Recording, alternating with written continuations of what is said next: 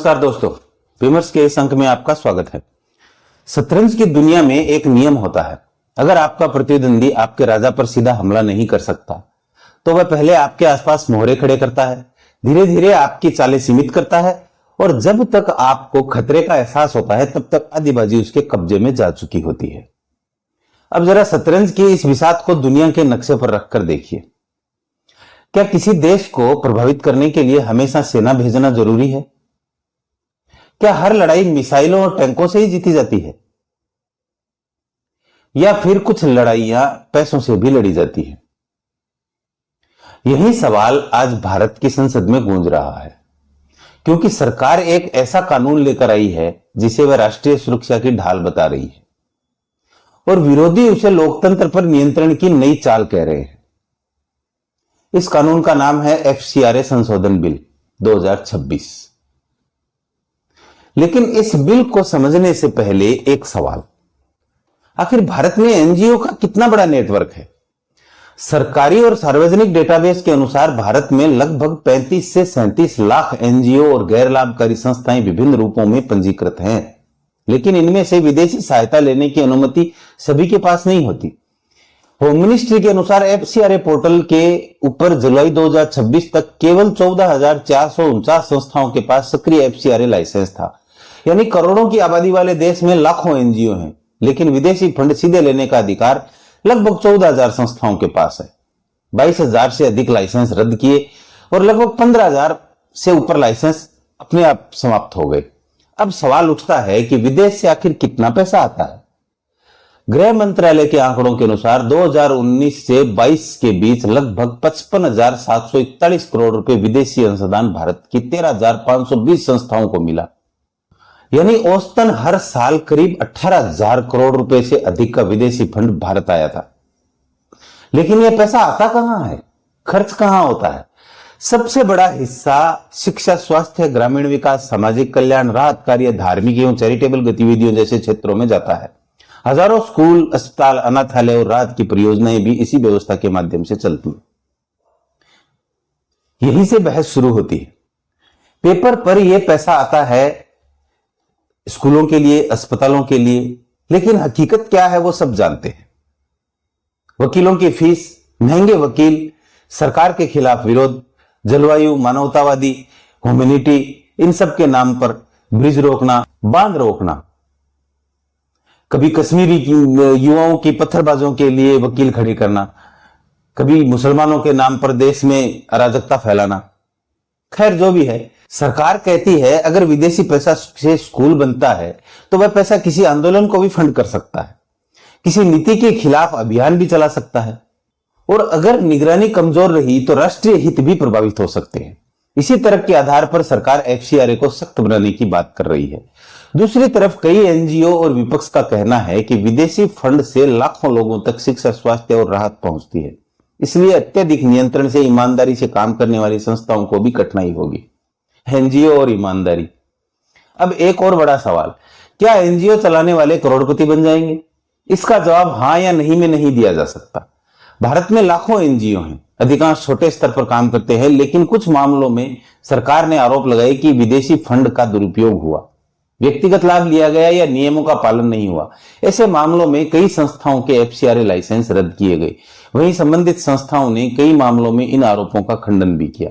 इसलिए यह कहना कि सभी एनजीओ चलाने वाले करोड़पति हो जाते हैं तथ्यात्मक रूप से सही नहीं होगा। लेकिन एक बात सुनी है, योगेंद्र यादव जो हर आंदोलन में नजर आता है, कांग्रेसी है, घोषित आपिया है, और उसके बहुत सारे वीडियो है। कल परसों थोड़े दिन पहले उसका एक वीडियो आया था जिसमें उसने कहा था कि हम लोकतंत्र को नहीं मानते, संसद को नहीं मानते, अब देश का हर फैसला सड़कों से होगा और हम करेंगे। वो वीडियो बहुत वायरल हुआ था उसका। उसके बारे में ऐसा सुना है कि उसके पास गुड़गांव में बहुत पॉश एरिया के अंदर में उसके एक बहुत बड़ा फार्म हाउस है जिसमें वो रहता है। उसके बच्चे विदेश में सेटल हैं और वो करीब 6 से 7 एनजीओ चलाता है। उसकी कमाई का रास्ता क्या है मुझे नहीं मालूम, क्योंकि मैंने कहीं नहीं पढ़ा कि योगेंद्र यादव की कोई फैक्ट्रियां चल रही हैं, कोई कॉर्पोरेट ऑफिस है या कुछ ऐसा ही बड़ा व्यापार। लेकिन मैं ये दावे के साथ कह सकता हूं कि एनजीओ से कोई भी व्यक्ति करोड़पति नहीं होता, चाहे उसे विदेशी फंडिंग कितनी भी मिले। जी हां। लेकिन अगर ऐसा क्या हुआ कि सरकार ने 2026 में नए एफसीआरए बिल लाने का फैसला किया, क्या सरकार को विदेशी पैसे से बनी इमारतों पर शक है? क्या सरकार अब एनजीओ की संपत्तियों तक का हिसाब रखना चाहती है? और आखिर इस बिल का सबसे विवादित प्रावधान कौन सा है? आइए अब एक एक धारा खोलते हैं। अब जरा सोचिए, अगर कोई संस्था विदेश से पैसा लेकर एक स्कूल बनाती है, एक अस्पताल बनाती है या फिर करोड़ों रुपए की जमीन खरीदती है, तो उस संपत्ति का असली हिसाब किताब किसके पास होना चाहिए? यही सवाल 2026 के एफसीआरए संशोधन बिल की पहली चाल है। सरकार का कहना है कि अब तक विदेशी धन से बनी कई संपत्तियों का पूरा और एकीकृत रिकॉर्ड उपलब्ध नहीं था। इसलिए पहला बड़ा बदलाव यह प्रस्तावित करता है कि विदेशी अंशदान यानी फॉरेन फंडिंग से बनाई गई जमीन, मकान, भवन और अन्य स्थायी संपत्तियों का स्पष्ट रिकॉर्ड रखा जाए और कानून के अनुसार उसकी जानकारी उपलब्ध कराई जाए।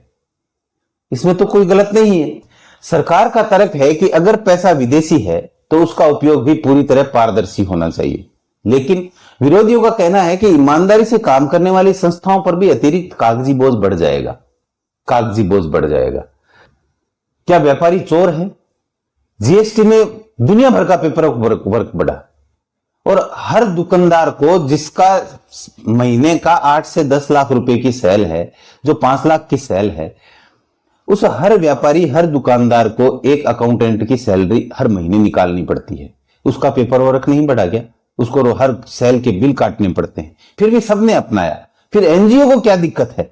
इतना कौन सा पेपर वर्क बढ़ेगा? और अगर थोड़ा बहुत पेपर वर्क बढ़ता भी है तो इस देश में हजारों हजार लाखों लोग युवा बेरोजगार घूम रहे हैं।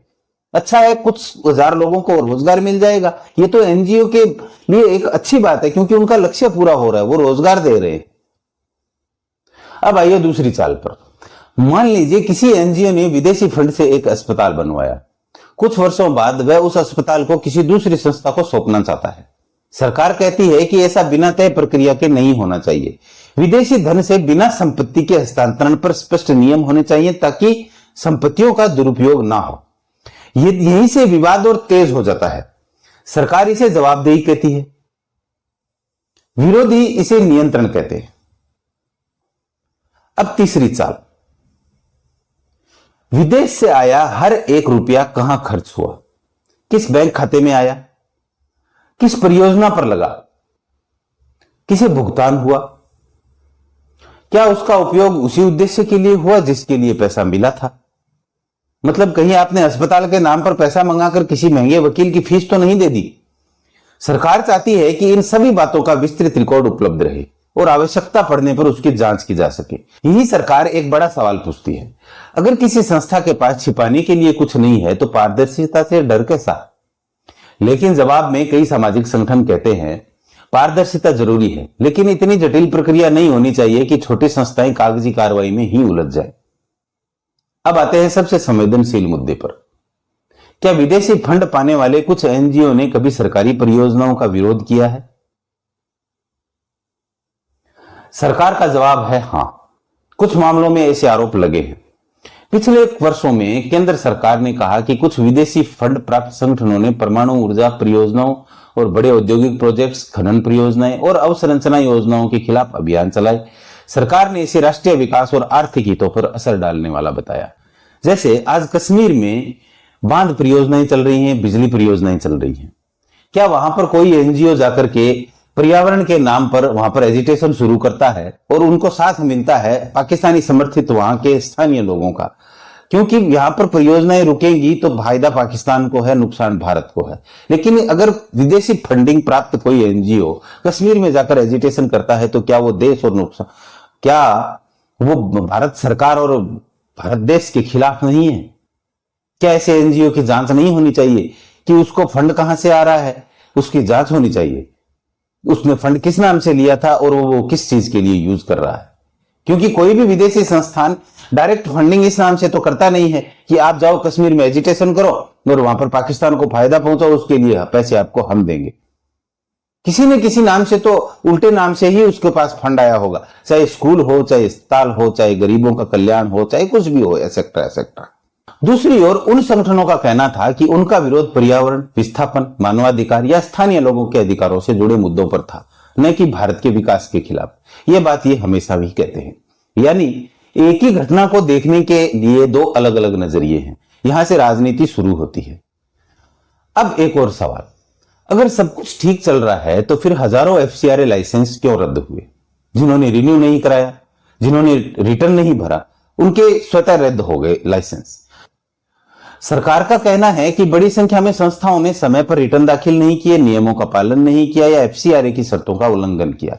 इसी आधार पर वर्षों में हजारों लाइसेंस रद्द या समाप्त हुए हैं। विपक्ष कहता है कि कार्रवाई होनी चाहिए, लेकिन निष्पक्ष होनी चाहिए। किसी भी संस्था के खिलाफ कार्रवाई ठोस सबूत और कानूनी प्रक्रिया के आधार पर ही होनी चाहिए। यही वजह है कि एफसीआरए केवल एक कानूनी मुद्दा नहीं रहा। यह अब राष्ट्रीय सुरक्षा, लोकतंत्र, नागरिक समाज और सरकार की जवाबदेही, इन चारों के बीच खड़ी सबसे बड़ी बहसों में से एक बन चुका है। लेकिन कहानी अभी खत्म नहीं हुई, क्योंकि अब सवाल यह है कि क्या विदेशी फंडिंग पर सख्त नियंत्रण केवल भारत में है, या फिर अमेरिका, ब्रिटेन, ऑस्ट्रेलिया, रूस और यूरोप एक दूसरे के देशों में भी ऐसे कानून हैं? यहीं से इस बहस का सबसे दिलचस्प अध्याय शुरू होता है। अब जरा भारत के बाहर चलते हैं, क्योंकि अक्सर यह कहा जाता है कि एफसीआरए जैसा कानून केवल भारत में है। लेकिन क्या यह सच है? नहीं। अमेरिका में FARA, foreign agents registration act है। यदि कोई व्यक्ति या संस्था किसी विदेशी सरकार या विदेशी हित के लिए काम करती है तो उसे सरकार के सामने पंजीकरण और खुलासा करना पड़ता है। ऑस्ट्रेलिया ने फॉरेन इन्फ्लुएंस ट्रांसपेरेंसी स्कीम लागू किया। वहां भी विदेशी प्रभाव से जुड़े कामों का खुलासा अनिवार्य है। इजराइल में भी ऐसे कानून हैं जहां विदेशी सरकारों से वित्तीय सहायता पाने वाले संगठनों को अतिरिक्त जानकारी सार्वजनिक करनी होती है। यानी भारत अकेला देश नहीं है जो विदेशी धन पर निगरानी रखना चाहता है, लेकिन हर देश का कानून अलग है। भारत का एफसीआरए सीधे विदेशी अंशदान लेने वाली संस्थाओं को नियंत्रित करता है, जबकि कई देशों में ध्यान विदेशी सरकारों की ओर से किए जा रहे प्रभाव पर अधिक रहता है। यहीं से भारत की सरकार अपना सबसे बड़ा तर्क देती है। सरकार कहती है, भारत दुनिया का सबसे बड़ा लोकतंत्र है, 1.4 अरब की आबादी वाला देश, मतलब 140 करोड़ लोगों का देश है। ये तेजी से बढ़ती अर्थव्यवस्था है, रणनीतिक रूप से बेहद महत्वपूर्ण स्थान है। यहां पर ऐसे देश को प्रभावित करने की कोशिश अगर विदेशी ताकतें करें तो उनका सबसे आसान रास्ता क्या होगा? सरकार का जवाब है, सीधे नहीं, अप्रत्यक्ष रूप से, यानी फंडिंग, अभियान, नैरेटिव और जनमत। इसलिए सरकार कहती है कि विदेशी पैसे का हर रुपया ट्रैक होना चाहिए। लेकिन विपक्ष यही पलटवार करता है। विपक्ष पूछता है, अगर सरकार पारदर्शिता चाहती है तो ठीक है, लेकिन क्या निगरानी और नियंत्रण के बीच की रेखा धुंधली नहीं हो रही? क्या ऐसा तो नहीं कि जिन संस्थाओं की आवाज सरकार को पसंद नहीं आती वे अधिक जांच के दायरे में आ जाएं? यही यह बहस कानूनी कम और राजनीतिक ज्यादा हो जाती है। और सबसे बड़ा सवाल, क्या विदेशी फंड लेना अपने आप में गलत है? नहीं। भारत का कानून विदेशी फंड पर पूरी तरह रोक नहीं लगाता। अगर किसी संस्था के पास वैध एफसीआरए पंजीकरण है, वे नियमों का पालन करती है, समय पर रिटर्न दाखिल करती है और धन का उपयोग घोषित उद्देश्य के अनुसार करती है, तो विदेशी सहायता लेना कानून के तहत संभव है। यानी असली विवाद विदेशी फंडिंग नहीं है, बल्कि उसकी निगरानी और उपयोग को लेकर है। अब इस पूरी बहस का राजनीतिक मतलब समझिए। सरकार चाहती है कि जनता इस बिल को राष्ट्रीय सुरक्षा के चश्मे से देखे। विपक्ष चाहता है कि जनता इसे लोकतांत्रिक अधिकारों और नागरिक समाज की स्वतंत्रता के चश्मे से देखे। और यही वजह है कि संसद में यह बिल केवल कानूनी दस्तावेज नहीं बल्कि एक राजनीतिक रणभूमि बन गया है। अब फैसला आखिर किसका सही है, शायद इसका जवाब समय देगा। अगर यह कानून पारदर्शिता बढ़ाता है और ईमानदारी से काम करने वाली संस्थाओं को अनावश्यक रूप से परेशान नहीं करता तो सरकार का दावा मजबूत होगा। लेकिन अगर इसका इस्तेमाल मनमाने या चयनात्मक तरीके से हुआ तो विपक्ष की आशंकाएं भी चर्चा का विषय बनेंगी। लेकिन लोकतंत्र की यही खूबसूरती है, सवाल पूछे जाते हैं, जवाब भी मांगे जाते हैं। और कानून की असली परीक्षा उनके लागू होने के बाद होती है, केवल संसद में पारित होने से नहीं। अब आपकी बारी है। क्या आपको लगता है कि विदेशी फंडिंग पर और सख्त निगरानी होनी चाहिए या फिर मौजूदा व्यवस्था पर्याप्त है? अपनी राय कमेंट में लिखिए। ऐसे ही तथ्य आधारित राजनीतिक और जियोपॉलिटिक्स विश्लेषण के लिए चैनल को सब्सक्राइब करना मत भूलिएगा। आज के इस वीडियो में बस इतना ही। कल तक के लिए आज्ञा दीजिए। नमस्कार।